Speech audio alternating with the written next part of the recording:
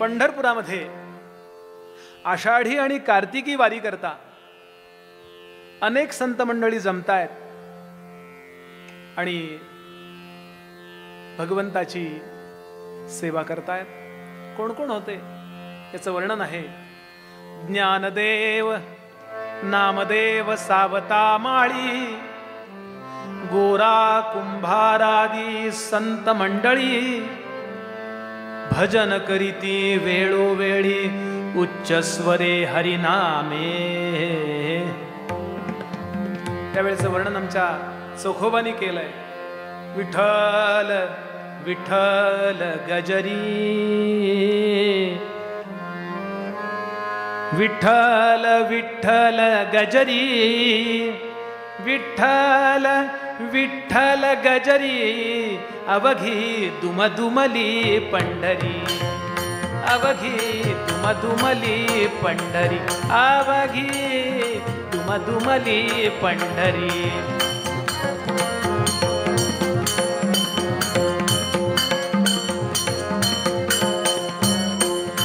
होतो नामाचा गजर, होतो नामाचा गजर,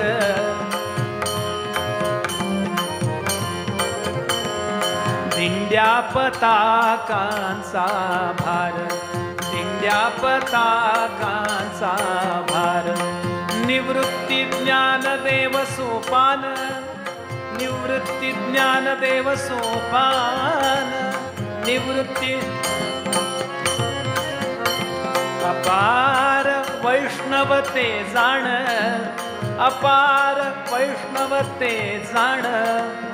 हरि कीर्तनासी दाटी, प्रभु कीर्तनासी दाटी, तेथे चोखा घाली मिठी.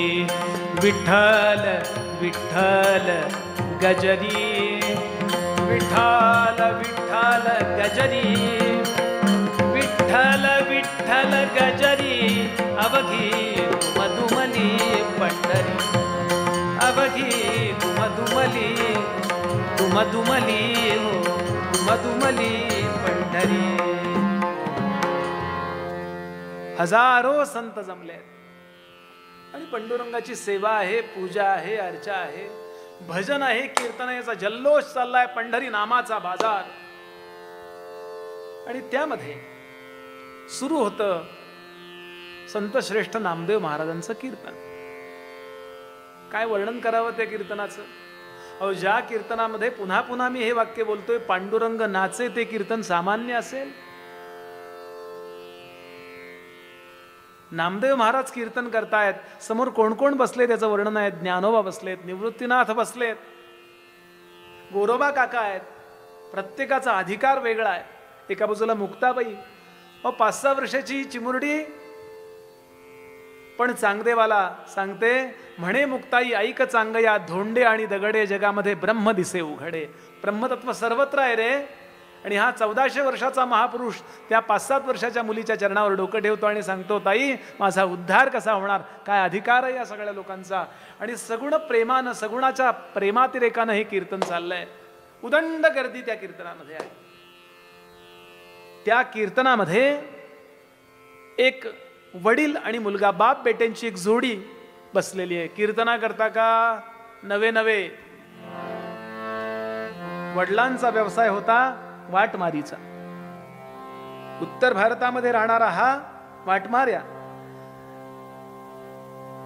इथे पंढरपूरला कशाला आला होता? मग आपल्या भागातला कोणी श्रीमंत सावकार इथे आलाय का? त्याला वाटेत कुठं गाठायचा, कसा लुटायचा याची योजना बनवण्याकरता तो आलाय. बारीक लक्ष आहे. मी कालच्याच कीर्तनात बोललो, सगळे लोक कीर्तनाला, प्रवचनाला गर्दीत येतात किंवा मठ मंदिरात येतात, तीर्थक्षेत्रावर येतात, सगळे भगवंताच्या प्रेमानं येत नाहीत. त्याच्याकरता म्हण आहे आपली मराठी, हौशे, गौशे आणि नवशे. नवस फेडायला पुष्कळ येतात, हौस म्हणून बघायला येतात, बघूया काय पंढरपूर. आणि काही गौशे पण असतात, चोरटे लोक चोरून नेती पादरक्षाशी समर्थांची ओवी आहे. आणि अशी सगळी मंडळी जमली आहेत. हे दोघ जण बसलेत इकडे इकडे इकडे इकडे इकडे सगळीकडे, याचं लक्ष आहे. मुलाला कशाला आणला होता त्यांनी? आपल्या विद्येचं प्रशिक्षण द्यायला आणला होता. मी जसा वाटमारी आहे तसं मुलानं पण वाटमारी पण करावं. आणि 7-1 वर्षाचा तो मुलगा, त्याचं लक्ष लागलंय त्या कीर्तनाकडे. इतके सगळे लोक पाठीमागे उभे आहेत, टाळ वाजवतायत, मध्ये मध्ये जय जय राम कृष्ण हरी चाललंय. काय चाललंय काय त्याला काही ते कळत नव्हतं. म्हणून साहजिकच त्यानं वडिलांना प्रश्न विचारला, बाबा बाबा हे काय चाललंय हो? वडिलांना राग आला. अरे मी याला वाटमारी शिकवायला आणला आणि हा कीर्तनाची चौकशी करतो. वडिलांनी काहीतरी थातूर मातूर उत्तर दिलं, हे बघ लक्षात ठेव, ज्यांची डोकी बिघडलेली असतात त्यांनी हे करायचं असतं, तिकडे लक्ष देऊ नकोस. पण असं दिलेलं उत्तर मुलांना चालत नाही. मुलानं वडिलांचा डोळा गर्दीमध्ये चुकवला आणि कीर्तनाच्या मध्येच तो त्यातल्या त्यात आपल्यासारखा कोणी दिसतोय का म्हणून 12-15 वर्षाच्या मित्रासारखं मानून ज्ञानोबांच्या समोर येऊन उभा राहिला. त्यातल्या त्यात बाकीचे लोक मोठे आहेत, हा मी 7 वर्षाचा, हा 15 वर्षाचा मुलगा, आणि म्हणून तिथे येऊन उभा राहिला.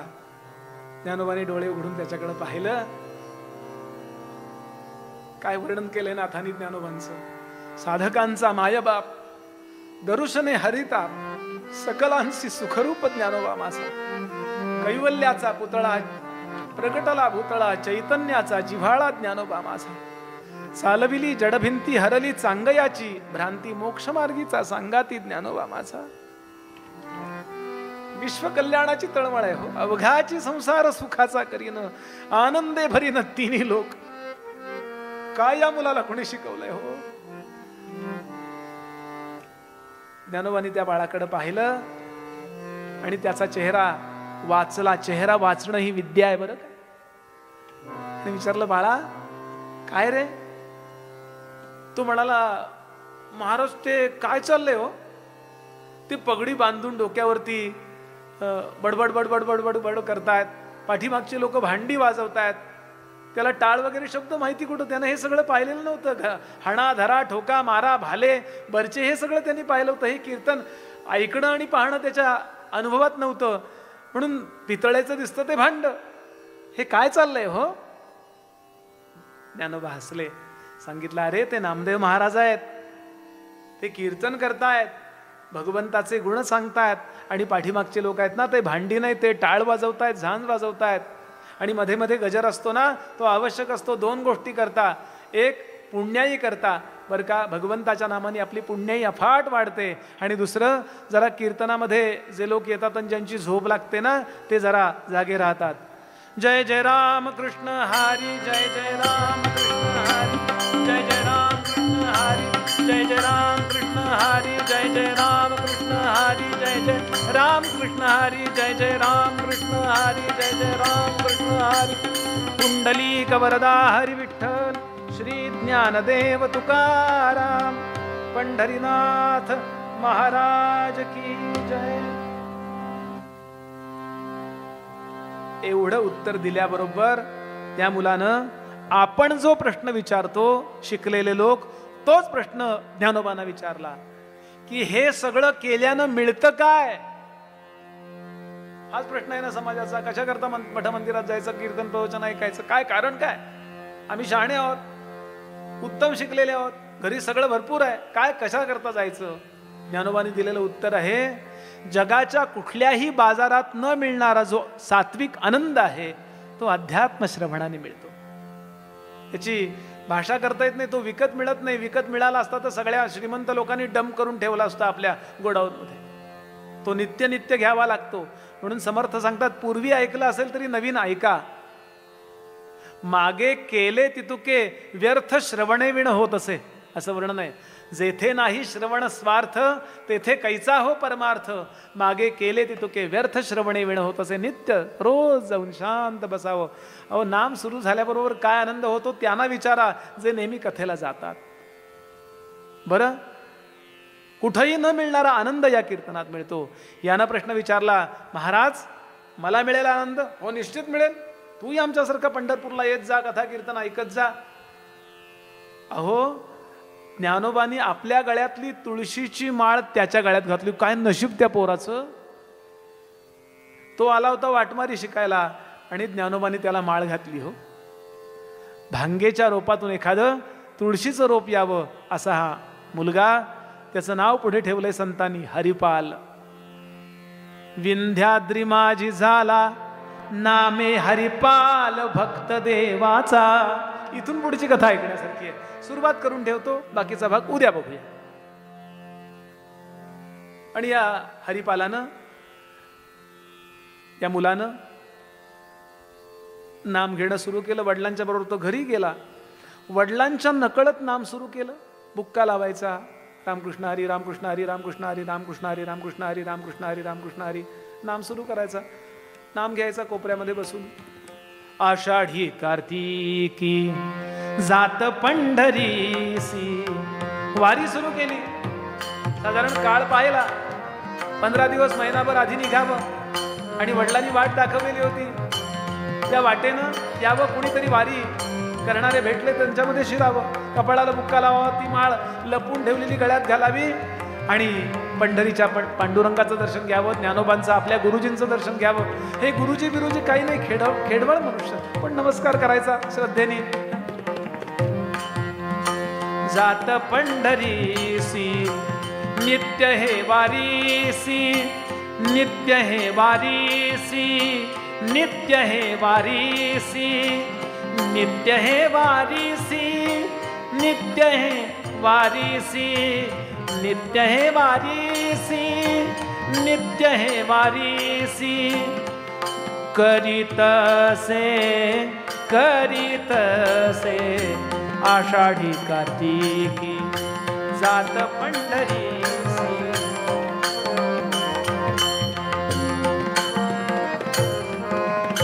साधू संता पायी भाव ज्याचा श्रेष्ठ, साधू संता पायी भाव ज्याचा श्रेष्ठ, जाणावा वरिष्ठ यातीचा तो, जाणावा वरिष्ठ यातीचा तो, यातीचा तो.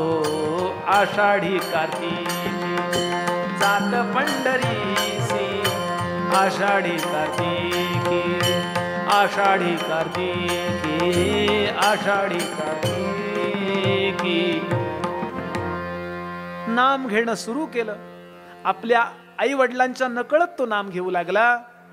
पण कुठलीही गोष्ट आई वडिलांच्या नकळत मुलांनी केली तरी ती आई वडिलांना कळते. मुलं वडिलांच्या नकळत चोरून पान खातात, विडी ओढतात, पण वडिलांना कळतं का? त्यांनी सुद्धा पूर्वी चोरून चोरूनच सवय केलेली असते. हो, गंमत थोडीशी. वडिलांना हे कळलं. वडिलांनी सांगितलं, हे नाम बीम बुक्का बिक्का सोडून दे सगळं, हे भिकारडे धंदे उपयोगाचे नाहीत, माझ्याबरोबर चल वाटमारी करायला, आता मोठा झालायस. पण त्याला पटेना. अरे मी इतक्या चांगल्या संस्कारात आहे, लोकांना कसं फसवू, लोकांना कसं मारू? कोणीतरी जातीतल्या जमातीतल्या लोकांनी सल्ला दिला, लग्न करून टाका म्हणजे सुधारेल. म्हणून याचं लग्न केलं. सुधारला का? नाही. पंढरपूरहून पुढच्या वेळेला येताना एक माळ घेऊन आला आणि ती आपल्या पत्नीच्या गळ्यामध्ये घातली. तिला आपण अनुग्रह दिला, रामकृष्ण हरी. ती बिचारी रामकृष्ण हरी म्हणतीये. काही दिवस वडील होते याच्या लग्नानंतर, पण पिकलं पान गळून पडलं. घरामध्ये पैसे नाहीत, सगळे संपले. सगळं संपलं, आई वडील नाहीत. आणि अशा वेळेमध्ये पत्नी तगादा लावायला लागली, 2 पैसे पाहिजेत. हो, काम काय करू? मला कोण नोकरी देणार? एकदा समाजामध्ये जो गुन्हेगार ठरला, शिक्षा भोगून आला, त्याला चांगली नोकरी मिळेल, तो काळ तर अजून कठीण होता. आणि अशा काळामध्ये तो गोंधळून गेला. काय करू मी? कुणाला मी मारू शकत नाही, कुणाला मी दुखवू शकत नाही आहे. मी ज्ञानोबांचा अनुग्रहित आहे, मी पंढरपूरला जातो. काय करू? बरं 2 पैसे पाहिजेत ना, त्याशिवाय समर्थ म्हणाले, प्रपंची पाहिजे सुवर्णन परमार्थी पंचीकरण. गल्लत होता कामा नये. प्रपंचाकरता धनाची आवश्यकता आहे आणि परमार्थाकरता मनाची आवश्यकता आहे. पुष्कळ वेळा मनुष्य उलट करतो. धन परमार्थात देऊ इच्छितो आणि मन प्रपंचाला देतो. अरे कुणाला पडलंय तुमचं मन? काय तुम्हाला काय वाटतंय? प्रपंचात धन आहे तो मनुष्य सुखी, आणि परमार्थात मन द्यावं, बरोबर विरुद्ध करू नये असो. आणि गोंधळलेला आहे. आणि अशा स्थितीमध्ये पंढरपूरला येऊन पोहोचला. खूप गोंधळून गेलाय. ज्यांनी दारिद्र्य भोगलं असेल, ज्यांनी संकट भोगली असेल, त्यांना कळेल मला काय म्हणायचंय. आमच्या वामन पंडितांनी एक वामनी लिहिली आहे, म्हणजे वामनी श्लोक, वामनी पद्धतीचा. ते म्हणाले, गाठी जयाच्या कधी पावला न. पावली, पूर्वी पैशाचा उच्चार पावली, अहो खिशात पावली नाही हो, म्हणजे पैसे नाहीये. गाठी जयाच्या कधी पावला न. पावला नाहीये, पैसे नाहीये, चारणी नाहीये. भार्या तया हाणीत पावला न. तीर्थान गेला कधी पावला न. तीर्थान गेला कधी पावला न. त्याला हरी तो कधी पावला न. सद्गुरुनाथ महाराज की जय. ही मजा फक्त कीर्तनात आहे बरं. साहित्य आणि त्यामध्ये बराच अर्थ सामावलेला. प्रपंचामध्ये जर पैसा नसेल तर त्या प्रापंचिकाला कोणी विचारत नाही जगामध्ये. पत्नीने बाकी काही कटकट केली नाही, पण तिनं सांगितलंय, बघा ज्या अर्थी तुम्ही लग्न केलंय त्या अर्थी 2 वेळेला चूल पेटली पाहिजे, लाज राखण्यापुरता अंगावरती मला कपडा असला पाहिजे किमान. चांगल्या पत्नीचं लक्षण आहे किमान अपेक्षा. आणि तो तुम्ही गहाण राहा पण घरामध्ये आमका आणा, असं जर नवऱ्याला एखादी बायको म्हणायला लागली तर त्याला पैशाचा अपहार ऑफिसमध्ये केल्याशिवाय पर्यायच नाही हो. म्हणून पत्नीने पतीला सांभाळायचंय बरं का. पतनात त्रायते इति पत्नी, अशी पत्नीची व्याख्या सांगितली आहे शास्त्रांनी. अर्थात अशा पण स्त्रिया आहेत ज्या गरिबीत प्रपंच करतात पण कधी तक्रार करत नाहीत. कोंड्याचा मांडा करून आपल्या लेकरांना वाढवतात आणि पतीला साथ देतात. पत्नीची खरी परीक्षा पतीच्या दारिद्र्यात आहे असं म्हटलंय शास्त्रकारांनी. असो, यालाही पटायचं, मुलाबाळांना खायला पाहिजे, घरात चूल तर पेटली पाहिजे, पण मी पैसे मिळवायला कुठं जाऊ, मला नोकरी कोण देणार. वाटमाऱ्याचा मुलगा, त्याला नोकरी कोण देणार. आणि अशा गोंधळामध्ये आहे. बरं, मी वाटमारी करू शकत नाही, मी नाम घेतो, पंढरपूरला जातो, ज्ञानोबांना गुरु मानतो, त्यांनी मला माळ घातली आहे. अशा स्थितीमध्ये लोकांना लुटायचं हे मला कसं चालेल. आणि अशा विचारामध्ये असणारा हा हरिपाल गोंधळातच होता जरा. येऊन पोचला पंढरपूरला वारीला आणि नामदेव महाराजांचं कीर्तन झालं आणि त्यानंतर ज्ञानोबांचं प्रवचन सुरू आहे. काय ज्ञानोबांचं प्रवचन हो. अमृतातेही पैसा जिंके, ऐसी अक्षरे रसिके मेळवीन. कसे बोलत असतील हो ज्ञानोबा. अमृताशी पैज जिंकेल अशा अक्षरांनी मी तुमच्याशी बोलेन. त्या ज्ञानोबांची प्रत्यक्ष वाणी ज्यांना ऐकायला मिळाली ते काय भाग्यवान असतील. तो मोहिनीराज नेवाशाचा केवढा भाग्यवान. त्यांनी सगळेच्या सगळे श्लोक ऐकले, सगळ्या ओव्या ऐकल्या ज्ञानोबांच्या. प्रत्यक्ष माऊलींच्या मुखातून आलं. शके 1212 तै जै टीका केली ज्ञानेश्वरे, सच्चिदानंद बाबा आदरे लेखकू जाहला. काय सच्चिदानंदवंतांचं भाग्य असेल. त्या वाणीतून अमृततुल्य तो शब्द बाहेर पडायचा. आज प्रत्यक्ष ज्ञानोबांचा शब्द नाही पण त्यांचं स्मरण करूया. आज प्रत्यक्ष सामर्थ्य संपन्न समर्थांचा शब्द नाही पण स्मरण करूया. स्मरण सुद्धा काही कमी नव्हे. ज्ञानोबा आज बोलतायत नेमका अध्याय परित्राणाय साधूनाम विनाशाय च दुष्कृताम धर्म संस्थापनार्थाय संभवामि युगे युगे. भगवंताच्या अवताराची कारणं सांगतायत. भगवंत का अवतार घेतो? साधूंच्या परित्राणाकरता. अर्जुना, ज्ञानोबा बोलतात बर का, अर्जुना मी रक्षणाला येतो, साधूंकरता मी येतो रे. दोवरी दोन्ही आलो भुजा घेऊन आलिंगावया लागोनी तयाचे अंग.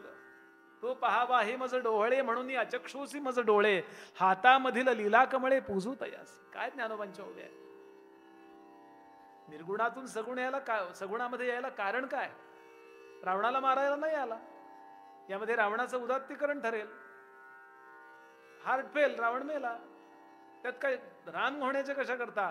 राम कशा करता झाला? तो शबरीला भेटायला, जी 80 वर्ष वाट बघतीये, तिला कोणीतरी असा असिस्टंट जा रे भेटून ये असं नाही चालणार. त्याकरता भगवंत येतो. परित्राणाय साधूनाम विनाशायच दुष्कृता. दुष्कृत्य करणारे जे लोक आहेत त्यांना मी एकतर उपदेश करतो, शास्त्राची भाषा नाही तर शस्त्राची भाषा. शास्त्रांनी नाही ऐकलं तर शस्त्र.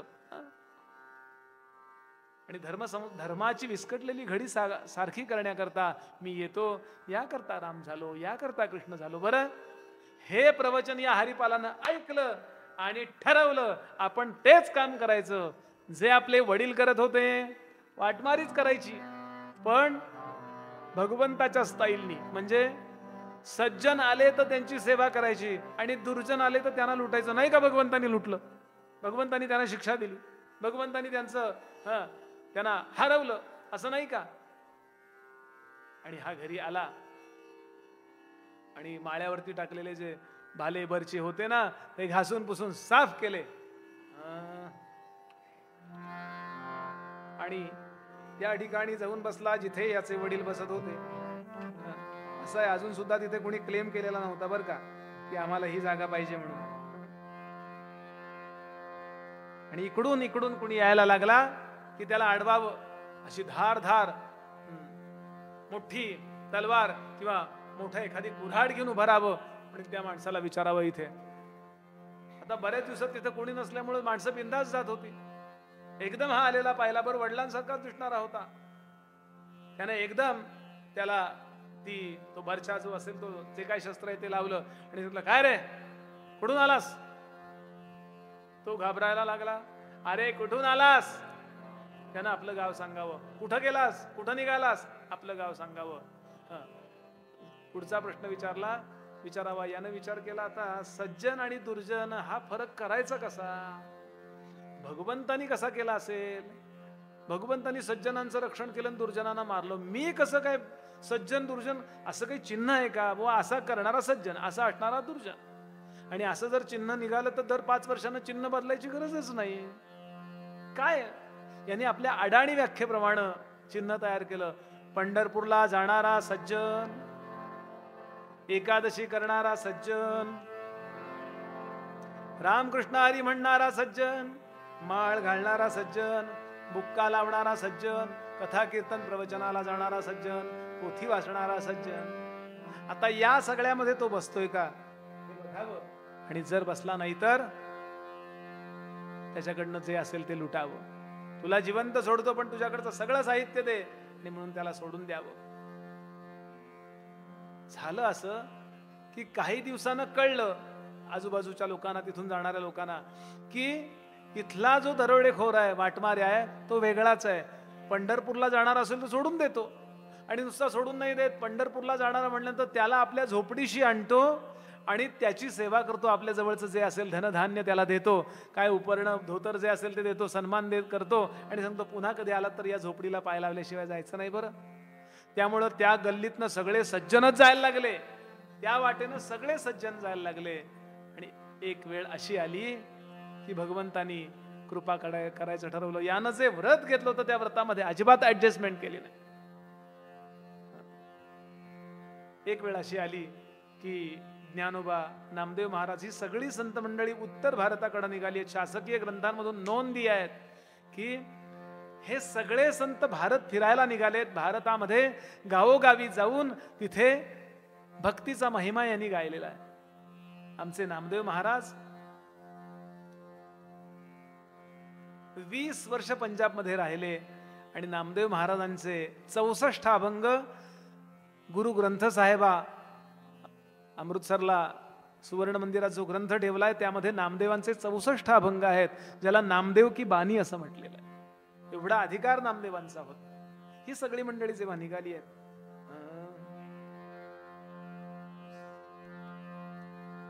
आणि अचानक त्यांना येताना पाहिलं, हा झाडावरती बसला होता, एकदम गर्दी, जय जय रामकृष्ण हरी, जय जय रामकृष्ण हरी ऐकलं आणि एकदम याच्या अंगावर काटा आला. अरे, पंढरपूरला मी दरवर्षी जातो, मला यांचं दर्शन होतं, ही सगळी मंडळी इथे कशी? म्हणून शस्त्र लपवून ठेवली आणि धावत धावत आला आणि ज्ञानोबांच्या पायावर डोकं ठेवलं.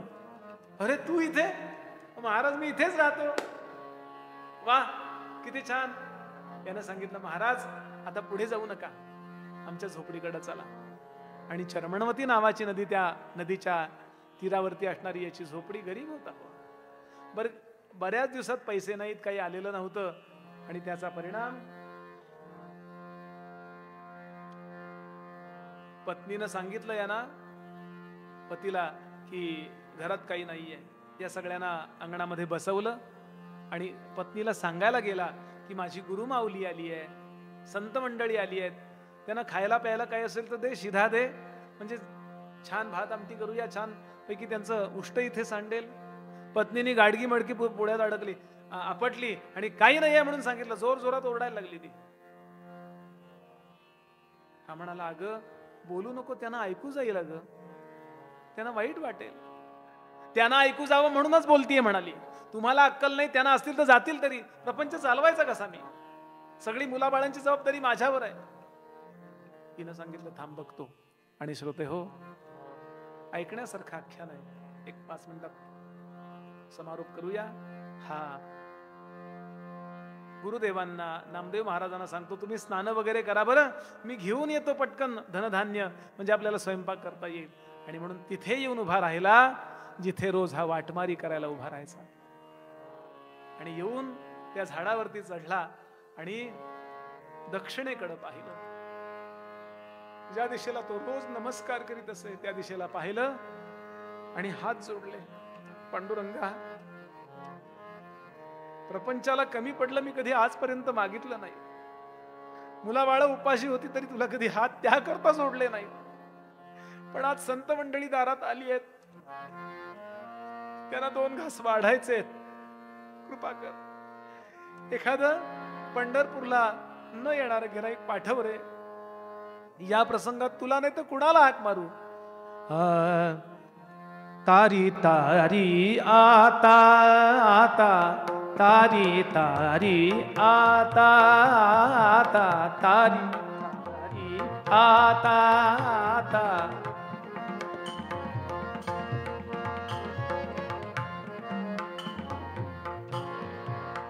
आता तारी तारी आता आता, मज वाटती भारी चिंता, मज लागली भारी चिंता.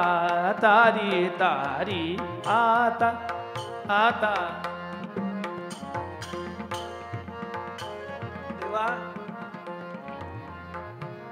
लहानपणी तुझ्या चरणाजवळ आलो आणि तू दिलेल्या मार्गदर्शनाने वागलो. आज लाज जायची वेळ आली आहे. ज्यांनी मला हा अनुग्रह दिला त्या माझ्या ज्ञानोबांना मी उपाशी पाठवू का रे? कृपा कर. या प्रसंगी तू नाही तर कोणाकडे कृपा मागू सांग.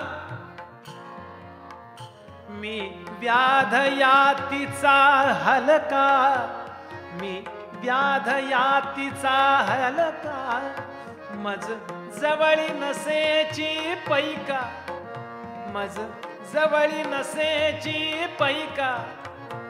परिभाव तव पदी निका, परिभाव तव पदी निका.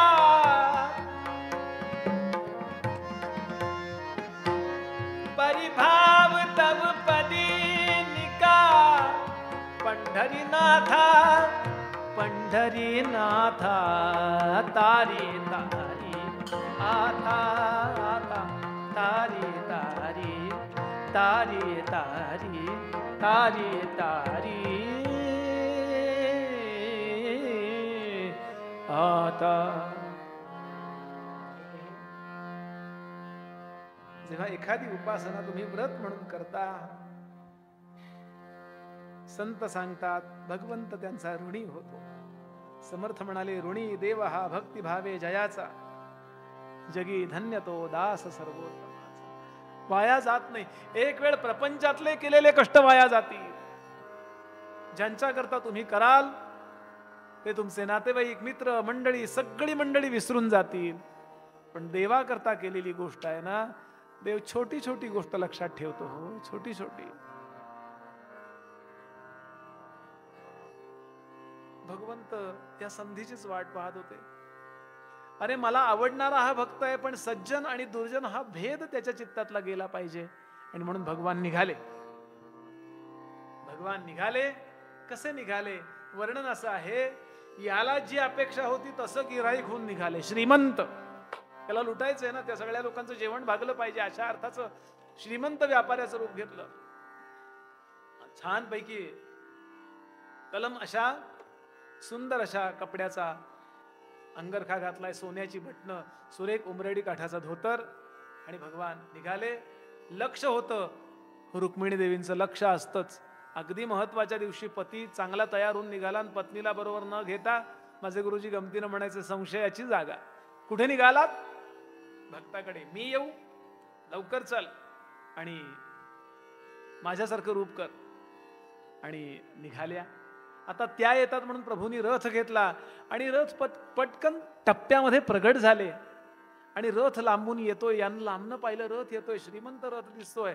हा, कपड्यांवरून असं वाटतंय की वा, आजचा संतांचा भोजन खर्च भागणार. पण याच्या काळजात पुन्हा चर झालं. का? पंढरपूरला जाणारा असला तर पुन्हा सोडून द्यायची वेळ येईल. देवा, हा तुझ्या दर्शनाला येणारा नसेल असं कर. आणि त्याच्या अपेक्षेप्रमाणे होतं. हे स्वतःच पांडुरंग, हे कुणाच्या दर्शनाला जाणार? हा खाली उतरला आणि सांगितलं, रथ थांबाव. रथ थांबला. करकचून असे लगा मोडले भगवंतानी. हा जोखडावर असा पाय ठेवून असा तो भाला बर्चा घेऊन प्रभूची चौकशी करतोय. कुठून आलात? हैदराबाद. कुठे चाललात? द्वारका. भाग्यनगरून आलो, द्वारकेला चाललो. बर, व्यापार करता का? हो, व्यापारी आहे. कशा? हिरे मोतीच हे सगळ्याचा व्यापार आहे. बर. घाबरत विचारतो, पंढरपूरला गेलाय का कधी? पांडुरंगाला विचारतोय. पाहिले का पंढरपूर नयनी कधी? पाहिले का पंढरपूर नयनी कधी? पाहिले का?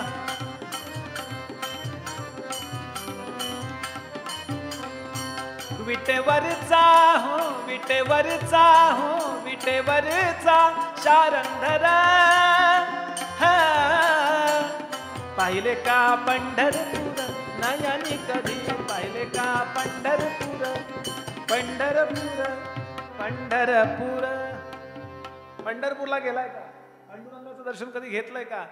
पांडुरंग स्वतःची इथे निंदा करतात. का? आपल्यावर खरं प्रेम आहे की नाही हे बघण्याकरता. हे कसला तुझा पांडुरंग? झेणे गोकुळी केरी चोरी, पोरी नारी भोंदविल्या. तो कृष्ण, हा पांडुरंग कुठला काय? तोच तो. इतका संतापला आणि देवाच्या अंगावर धावून जायला लागला. मागं रुक्मिणी देवी बसल्या होत्या. अहो, आपण भक्ताकडे चाललो होतो ना, तिकडे आरत्या, धूपारती, नैवेद्य, हे कोण खुळा गाठ पडला त्याला काय ते हो म्हणा, निष्ठा येत ना, चला लवकर. ते म्हणाले, ज्याच्याकडे आपण आलोय तोच हा भक्त. रुक्मिणी देवी थोड्या चकित झाल्या. ही भक्तीची नवी पद्धती कधीपासून सुरू झाली?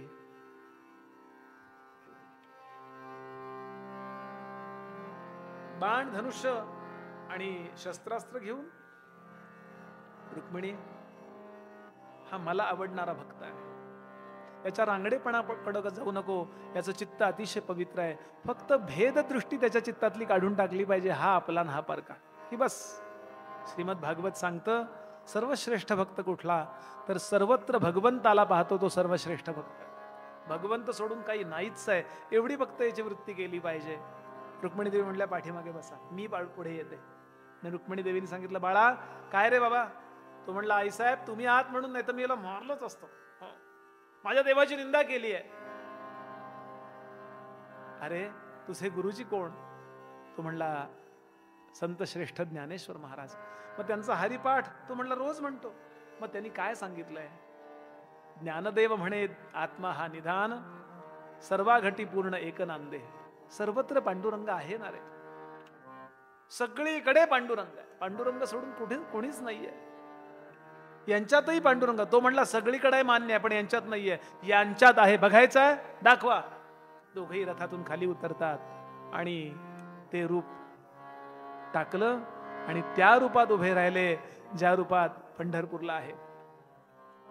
समचरण सरोजम सांद्र नीलांबुदाभम जघन निहित पाणीम मंडनम मंडनाना तरुण तुलसीमाला कंधरं कंजनेत्रम सदय धवलहासं विठ्ठलं चिंतयामि. तरी हा विश्वास ठेवेना. इतक्यात ज्ञानोबा त्याच्या रोखानच येत होते. जेवणाची व्यवस्था करून येतो म्हणला होता, बराच वेळ झाला म्हणून त्याच्या शोधामध्ये आले. ज्ञानोबानं येताना पाहिलं आणि हा पटकन, गुरुजी गुरुजी अगदी वेळेवर आलात. हा म्हणतोय मी पांडुरंग आहे. तुम्ही सांगा हा अस्सल आहे का बनावट आहे का, मला फसवायला आलाय. सद्गुरू याकरता जीवनात आवश्यक आहे. माझ्या अनुभवाची ग्वाही कोण देणार, एवढ्या करता सद्गुरूची कृपा जीवनामध्ये केवळ आवश्यक नव्हे तर अनिवार्य आहे. गुरुजी म्हणाले, अरे बाळा, काही बोललास, प्रत्यक्ष चिंतामणी तुझ्या पुढे उभा राहिलाय, त्याला काही वेडवाकडं बोललास का? तो म्हणला, काही बोलायचं शिल्लक ठेवलं नाही, येतात त्या सगळ्या दिल्या. इतकंच नव्हे, हात उगारला आणि मग मात्र चरणावर कोसळला, गडाबडा लोळायला लागला. देवा, तुम्हाला किती त्रासवलं, एवढ्या क्षुल्लक कारणाकरता तुम्हाला मी त्रासवलं, संकटात टाकलं, पण मी माझ्या संतांना जेवायला घालायला असमर्थ ठरलो म्हणून घडाबडा लोळतोय. हात उगारला, कुऱ्हाड उगारली, शिव्या दिल्या, किती वाईट वागलो. भगवंतानी हृदयाशी धरला आणि सांगितलं, अरे हेच तर मला तुझं आवडलं, तुझं माझ्यावर खरं प्रेम आहे आणि म्हणून तुझा उद्धार करतो, काळजी करू नको. मी आलोय, लक्ष्मी सह आलोय, काही कमी पडणार नाही तुला.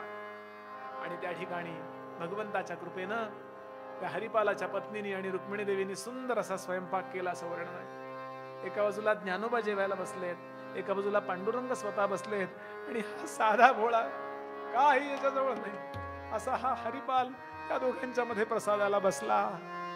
आणि जगदंबेने स्वतः वाढलंय त्याला. या सामान्यातल्या सामान्य भक्ताचा उद्धार का झाला? त्याला जर एका बाजूला बोलावून विचारलं, कसं काय जमलं हो हरिपाल तुमचं हे, तो सांगेल एकच कारण, अगदी लहान असताना त्या दिवशी मी कीर्तन ऐकलं होतं आणि तिथून माझ्या जीवनाला योग्य अशी कलाटणी मिळाली आणि सगळ्या अर्थानं माझं जन्माचं सार्थक झालं. माझ्या समर्थ उगाच म्हणणार नाहीत हो, अर्थवाद म्हणून समर्थ बोलणार नाहीत. समर्थ खूप काळजीपूर्वक जबाबदारीने आपल्या पुढे हा विषय मांडतायत. धन्य ते नगर, धन्य धन्य ते नगर, धन्य धन्य ते नगर, जेथे कथा निरंतर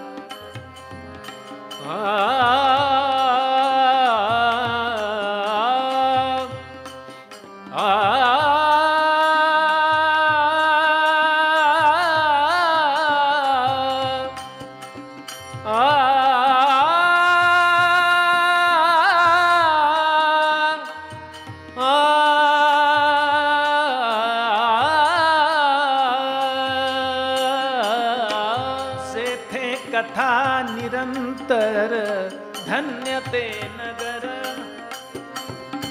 धन्य ते नगर, ते नगर, ते नगर. झाले कीर्तन शेवट गोड, कीर्तन रंगी वाजवा करटाळी, नाम घोषे पातका होय होळी. येथून कल्याण साम्राज्य सुखराशी, अवघे उठा ओवाळा राघोबासी. सदा सर्वदा योग तुझा घडावा, तुझे कारणी देह माझा पडावा. उपेक्षू नको गुणवंता अनंता, रघुनायका मागणे हेची आता. जय जय रघुवीर समर्थ.